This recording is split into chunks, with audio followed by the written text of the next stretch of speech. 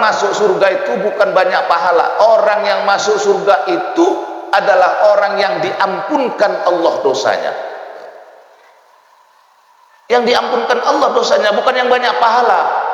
Karena kalau kita cerita pahala, menganggap bahwa pahala itu bisa memasukkan kita ke surga, pahala yang kita buat tuh nggak bisa mengalahkan dosa yang kita buat.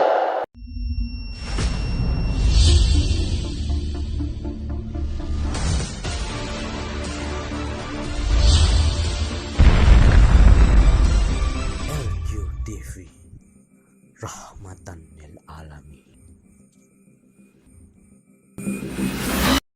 Akan kita sampaikan makna daripada Syawal dan halal bihalal ini. Syawal adalah salah satu bulan dari 12 bulan dalam hitungan tahun Hijriah, dan Syawal adalah bulan ke-10 yang didahului dengan bulan Ramadan, bulan yang ke-9. Jadi kalau dilihat dari bilangan bulan, maka Syawal ini sudah di penghujung tahun. Dia bulan yang ke-10. Nanti bulan yang ke-11 Dzulqa'dah dan bulan yang ke-12 Dzulhijjah. Jadi jumlah bilangan bulan tahun Hijriah dan tahun Masehi itu sama, 12 bulan. Ya, dan itu dijelaskan Allah juga di dalam Al-Qur'an. Inna iddatash syuhuri indallahi isna asara sahrum fi kitabillahi yauma khalaqas samawati wal ard minha arba'atun hurum. Sesungguhnya bilangan bulan di sisi Allah ada sebanyak 12. Jadi 12 sama dengan tahun Masehi juga 12. Di tahun Masehi dimulai dari Januari berakhir dengan Desember. Di tahun Hijriah dimulai dengan Muharram diakhiri dengan Dzulhijjah. Jadi ibadah haji itu di bulan Dzulhijjah itu akhir tahun. Maka haji itu di bulan Dzulhijjah, di akhir tahun dia. Nah, Bapak Ibu hadirin anak-anak santri yang dirahmati Allah Subhanahu wa taala. Nah, adapun makna secara bahasa Syawal itu artinya peningkatan atau meningkat, sesuatu yang meninggi. Yang dimaksud meningkat di sini, meningkatlah kebaikan-kebaikan. Karena di dalam bulan Ramadan itu dilatih untuk berbuat baik. Inti dari puasa Ramadan itu menahan nafsu, mampu menahan nafsu. Di bulan Ramadan itu bukan saja kita dilatih untuk menahan dari yang haram, bahkan kita harus sabar menahan terhadap beberapa hal yang halal. Jadi dilatih kita. Kalaulah sudah mampu kita sabar menahan terhadap apa-apa yang halal, maka akan lebih mudah untuk menahan daripada apa-apa yang haram. Itu dia. Jadi di bulan puasa itu intinya, di bulan Ramadan itu kita melatih untuk menahan nafsu. Jadi intinya menahan nafsu. Ya, inna nafsa la'amaratam bisu'. Sesungguhnya nafsu itu menyuruh kamu kepada perbuatan yang jelek. Makanya dalam ilmu tasawuf nafsu itu pun dibagi 3. Ya, nafsul ammarah, nafsul lawamah, nafsul mutmainnah. Walaupun dalam kajian yang lain juga ada yang membahas nafsu itu menjadi 7 bagian. Tak ada masalah. Itu hanya metodologi saja. Jadi ada yang membagi nafsu menjadi 3, ada yang membagi nafsu menjadi 7. Intinya menahan dari nafsul amarah. Apa itu nafsul amarah? Nafsu yang menguasai, bukan nafsu marah, beda. Jadi nafsul amarah itu, amar itu memerintah, menguasai. Jadi kita harus mampu nafsul amarah. Nafsul amarah itu bukan nafsu marah. Nah, jangan salah. Marah dengan amarah itu lain. Nafsul amarah itu nafsu yang menguasai, amar, memerintah. Orangnya disebut amir. Jadi jangan sampai dalam hidup ini kita diperintah oleh nafsu. Nafsu harus dikendalikan. Nah, selama bulan Ramadan itu dilatih kita. Makan halal, minum halal. Tapi justru dari sejak subuh sampai dengan maghrib, sabar kita menahan tidak makan. Halal makan, halal minum, halal bersetubuh dengan istri, halal bersetubuh dengan suami, halal. Tapi selama Ramadan kita disuruh untuk menahan diri, sabar terhadap apa-apa yang halal. Yang halal saja kita tahan, yang halal saja kita harus sabar. Maka hasilnya dahsyat. Setelah Ramadan ringanlah meninggalkan apa-apa yang haram tadi. Makan halal, tapi selama bulan Ramadan diharamkan di siang harinya. Arti diharamkan apa? Dilarang, sabar. Bagi orang yang berpuasa tadi. Nah hasilnya setelah Ramadan itu. Makanya syarat puasa itu iman wa ihtisab. Dengan iman dan ihtisab, ghufirallahu ma taqaddama min jambi, maka diampunkan Allah dosa orang yang berpuasa tadi, yang dia berpuasa dengan iman dan ihtisab. Nah, dia. Ya, baik. Nah, maka meningkat imannya, meningkat Islamnya, meningkat ibadahnya, meningkat ketaatannya, meningkat kesabarannya, meningkat. Itulah dia, meningkat karena dilatih selama bulan Ramadan. Jadi kalau ditanya orang, salah satu inti daripada puasa itu kata Nabi diampunkan Allah dosanya. Dan sering saya bilang, orang yang masuk surga itu bukan orang yang punya banyak pahala, bukan. Orang masuk surga itu bukan banyak pahala. Orang yang masuk surga itu adalah orang yang diampunkan Allah dosanya. Yang diampunkan Allah dosanya, bukan yang banyak pahala. Karena kalau kita cerita pahala, menganggap bahwa pahala itu bisa memasukkan kita ke surga, pahala yang kita buat tuh nggak bisa mengalahkan dosa yang kita buat. Tetap dosa kita lebih besar daripada pahala yang kita buat. Tetap. Mata ini kalau kita mau jujur, lebih banyak berbuat dosa daripada berbuat pahala. Telinga pun begitu, mulut begitu, tangan begitu, kaki pun begitu. Lebih banyak dia berbuat dosa. Lalu kita mau anggar pahala, nggak pernah menang pahala dengan dosa. Ingat itu, nggak pernah menang. Sehebat apapun kita, nggak akan bisa menang pahala kita dengan dosa kita. Tapi dengan rahmat Allah, dengan kasih sayang Allah, dengan ridha Allah, diampunkannya dosa kita. Diampunkannya dosa kita, bukan karena banyak pahala kita. Diampunkan Allah, ghufirallahu ma taqaddama min jambi. Diampunkan Allah dosa kita, barulah dimasukkan ke dalam surga. Dan kita pun bukan masuk dengan sendirinya. Tak mampu kita masuk ke dalam surga itu kecuali dimasukkan oleh Allah. Begitulah orang tasawuf dalam memandang ibadah itu. Jadi dia tidak mau menyalah-nyalahkan ibadah orang.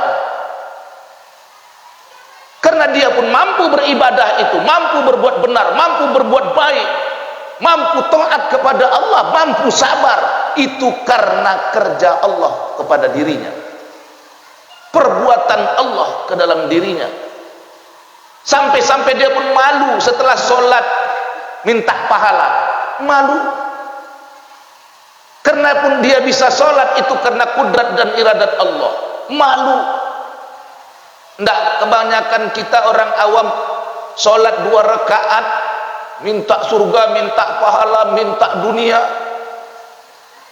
semua diminta, minta naik pangkat, semua diminta, malu. Tapi kalau Allah sudah redha, Allah beri. Makanya yang kita minta kepada Allah itu terkait minta ampun, minta iman, minta istiqomah, minta husnul khotimah, itu disuruh. Tapi tidak ada yang suruh kita minta harta, tidak ada. Udah bolak-balik saya bilang itu di mana-mana. Cukup untuk dunia ini syukuri saja nikmat Allah. Jaga nikmat Allah, Allah tambah. Nikmat dunia ini syukuri saja. Jaga. Kadang-kadang kita udah banyak doa, nggak dikabulkan Allah doa. Dikasih sedikit aja kita nggak tahu jaga, apalagi dikasih banyak. Iya. Berapa banyak kita begitu? Kita kalau tidak 10 juta tidak rezeki kita anggap. Kalau diberikan Allah 10.000, 20.000, itu enggak kita anggap rezeki dari Allah. Salah kita. Jangankan 10.000, jangankan 20.000, 5 rupiah pun, 1 rupiah pun, itu rezeki daripada Allah. Kau pandang itu dan gunakan untuk hal yang diridai Allah. Kita banyak minta, enggak banyak bersyukur. Allah kasih rezeki, kita bikin untuk maksiat. Ini namanya orang tak pandai mensyukuri nikmat Allah. Meningkatlah di bulan Syawal ini. Jadi orang yang masuk surga itu bukan orang yang banyak pahala, bukan orang yang diampunkan Allah dosanya, orang yang enggak berdosanya itu. Maka dalam salah satu riwayat nanti ada orang, katanya ada satu orang tuh, ada orang-orang, bukan satu orang, ada orang yang masuk surga itu setelah dicuci dosanya di neraka. Nah, jadi bukan orang yang banyak pahala kan, orang yang diampunkan Allah dosanya, orang yang diampunkan Allah dosanya. Nah ini Bapak Ibu hadirin rahmati Allah subhanahu wa ta'ala, meningkatlah iman kita, zikir kita meningkat, ya kan, ibadah kita meningkat. Walaupun kadang-kadang pengajian ini kalau sudah awal-awal masuk agak berkurang orangnya. Banyak yang belum dapat informasi mungkin ya.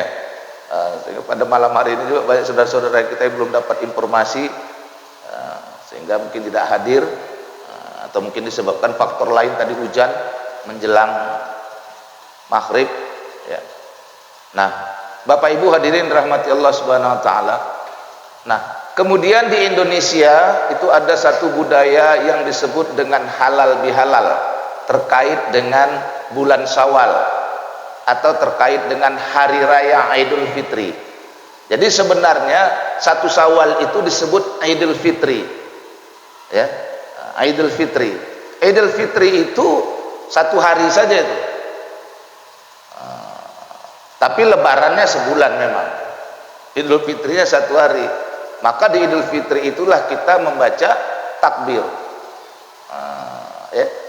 Karena ada 2 hari raya, Idul Fitri dan Idul Adha. Nah Idul Fitri itu apa maknanya? Hari berbuka, futur. Kurang tepat kalau orang mengatakan Idul Fitri itu hari yang artinya hari yang suci, tidak tepat. Artinya bukan hari yang suci, hari berbuka. Di bulan itu orang itu suci, betul, karena diampunkan Allah dosanya. Bukan arti Idul Fitri itu hari yang suci. Terkait artinya ya, terkait dengan arti Idul Fitri itu adalah hari berbuka, hari berbuka, futur, hari berbuka.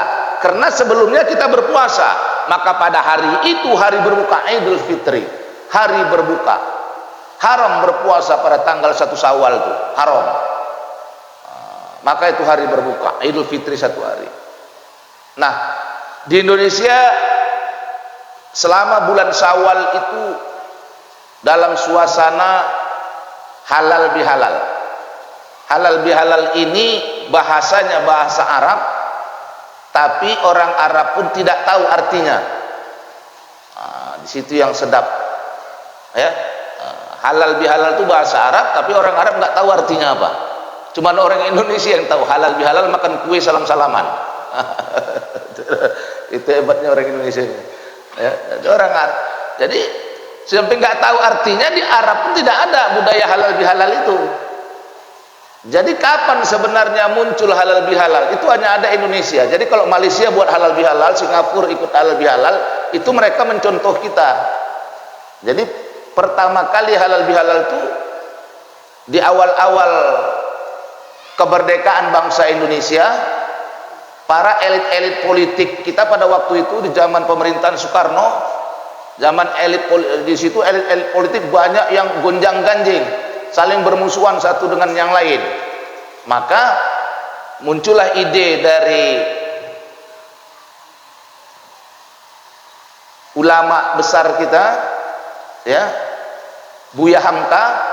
Nah, Buya Hamka itu menyarankan kepada Bung Karno selaku Presiden Indonesia yang pertama untuk mengumpulkan para ulama, para elit-elit politik untuk di satu tempat supaya saling salam-salaman, saling maaf-maafan. Lupakan dulu soal politik ini. Itulah dia. Jadi halal bihalal itu memang di situ muncul istilah halal bihalal. Muncul istilah halal bihalal. Tapi kiranya bahwa orang di satu Syawal itu membesarkan itu dengan bakar-bakar kue, dengan menyediakan makanan-makanan istimewa, itu mungkin sebelumnya sudah ada.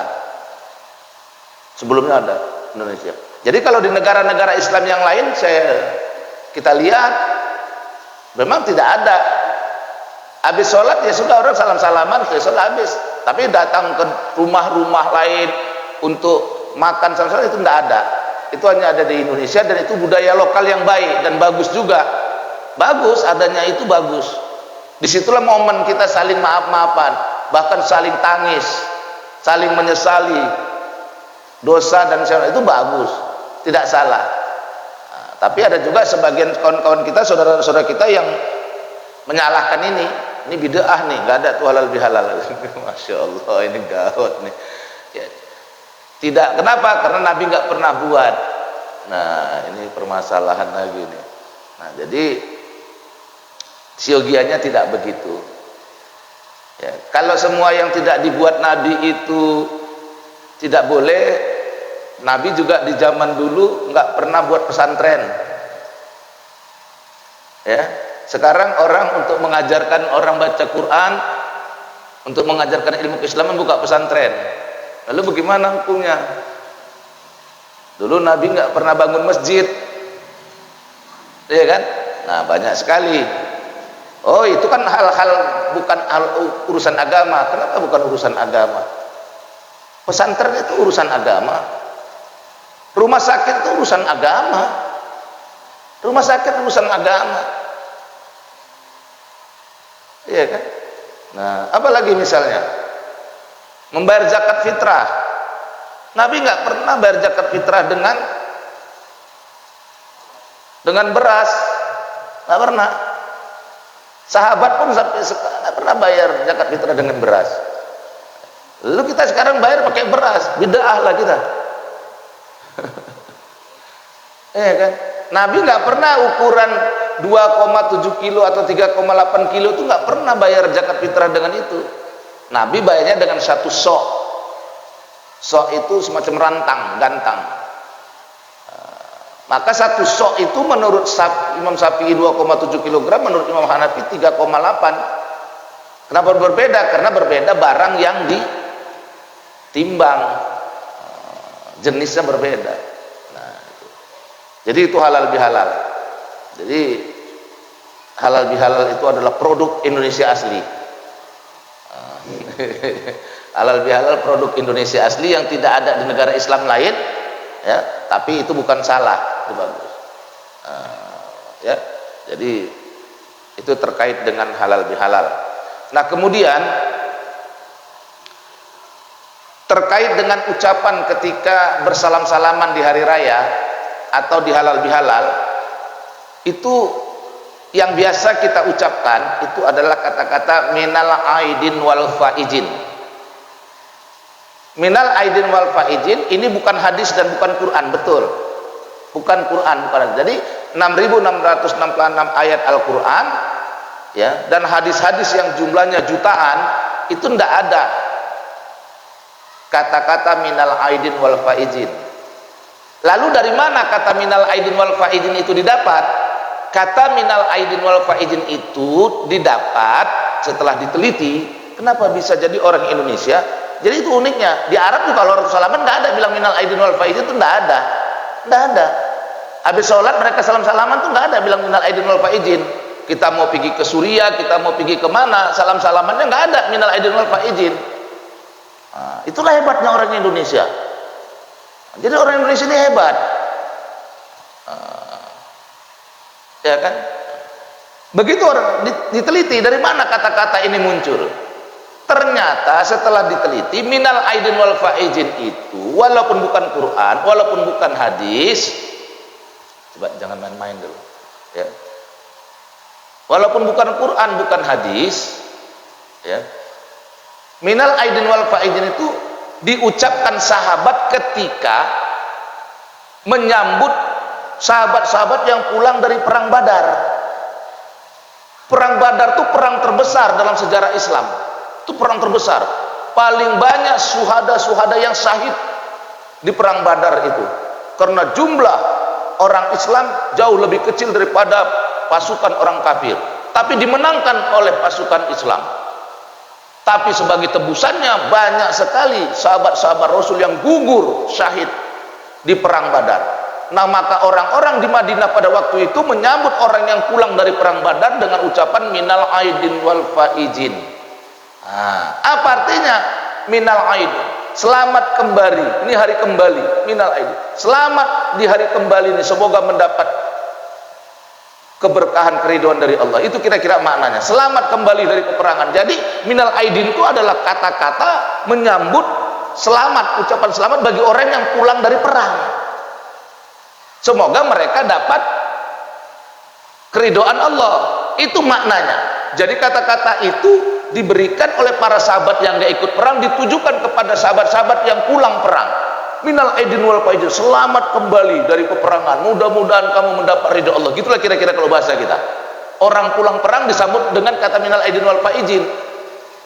Nah, lantas kita sekarang memakainya ketika orang setelah selesai bulan puasa. Cocok kan? Cocok. Orang yang puasa itu perang melawan hawa nafsu. Itu cocok. Jadi ulama itu bukan orang bodoh. Cuman kau aja yang kalau belajarnya tanggung-tanggung terus bid'ah dolala. Ini masalah. Nah, boleh, itu kan doa. Jadi minal aidin wal faizin itu doa. Doa. Bukan hadis, betul, bukan Quran, tapi masa mendoakan orang nggak boleh? Nah, mendoakan orang boleh. Cuman kita harus tengok-tengok orang ini cocok nggak kita ucapkan minal aidin wal faizin. Kalau dia puasa, kalau dia taraweh, dia tadarus, dia ikuti taklim, cocok kita sebut sama dia minal aidin wal faizin. Selamat ya pulang dari perang. Tapi kalau dia nggak puasa, merokoknya selama bulan puasa di pinggir jalan, nggak cocok minal aidin wal faizin sama dia. Dia nggak perang. Dia nggak perang. Wah, minal aidin wal faizin, wah itu aja nggak puasa. Cuman dia duluan aja kalau sholat hari raya. Puasanya enggak. Hah? Mengucapkan duluan juga dia minal aidin. Kalau dia mengucapkan dalam puasa cocok juga minal aidin wal faizin. Tapi kita nggak usah bilang minal aidin. Udah selamat hari raya Wak ya. Mudah-mudahan Wak tobat. Iya kan? Nah ini. Jadi boleh diucapkan. Nah sekarang ada lagi orang sekarang ini yang suka menyalahkan. Oh ucapannya nggak boleh minal aidin wal faizin, itu bukan hadis. Jadi taqabbalallahu minna wa minkum wasiyamana wasiyamakum. Itu pun